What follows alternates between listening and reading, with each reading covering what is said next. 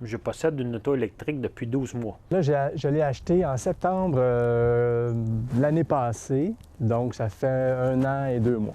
Ça fait environ 2 ans. Ce que j'ai remarqué des avantages d'avoir changé d'énergie, en fait, je trouve que c'est très intéressant de ne plus avoir à aller à la station d'essence à toutes les semaines, comme je le faisais avec mon autre véhicule. Plus d'essence à mettre, donc arrêter au poste à essence, nous n'avons pas besoin d'arrêter nulle part. Plus de changement d'huile, plus de filtreur à l'huile, plus de système d'échappement, plus de silencieux, plus de filtreur à l'air. Fait que ce sont des coûts d'entretien qui sont très réduits. Puis ça coûte moins cher.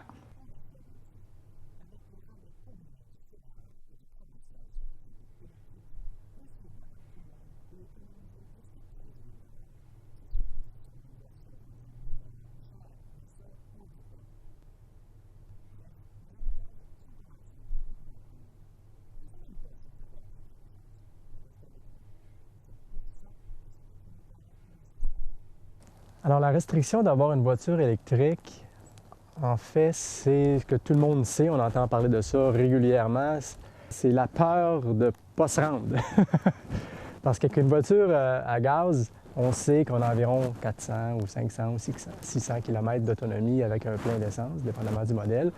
Alors qu'avec les autos électriques, ça tend à s'améliorer, mais dans le cas de la i3 de BMW, on a à peu près une autonomie de 100 km en mode électrique. C'est l'autonomie, c'est qu'il faut que tu calcules davantage ton kilométrage où tu veux te rendre et le temps de recharge qui est plus long que juste faire un plein d'essence. Aussi, l'hiver, l'autonomie diminue d'environ 25 à 30 %.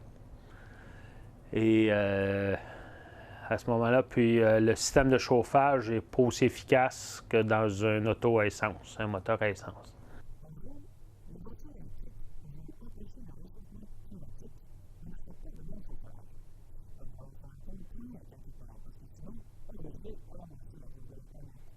Si tu es oublié de le brancher le soir, bien, le matin, tu es un peu mal pris. Si tu manques d'essence, tu peux toujours arrêter pour le remplir, mais là, c'est plus compliqué.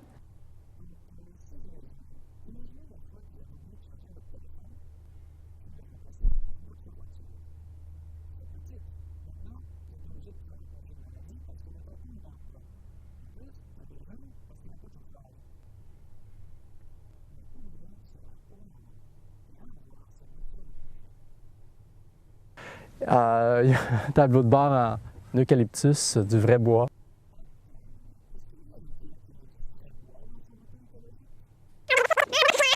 Il y a un tableau de bord en eucalyptus, du vrai bois.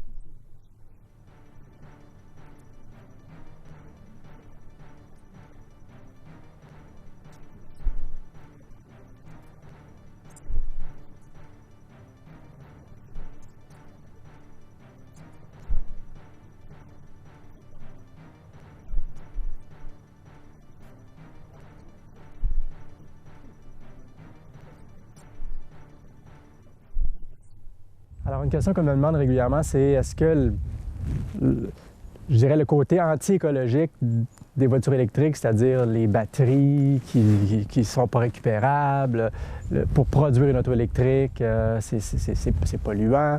Je pense que ça, c'est pas prouvé scientifiquement. C'est-à-dire que c'est plus les gens qui disent « Ah, ça coûte moins cher de produire un Hummer qui prend bien du gaz que de produire une auto électrique, etc. etc. »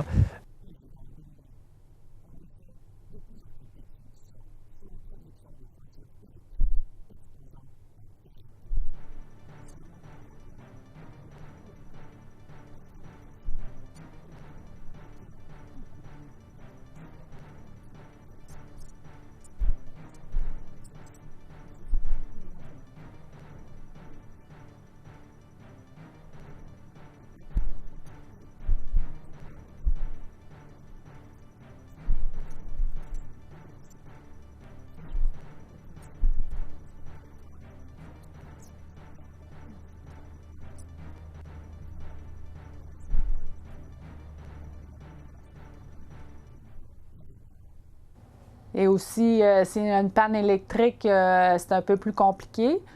Donc, c'est une génératrice, ça va, mais sinon, tu n'es comme pas d'auto en même temps.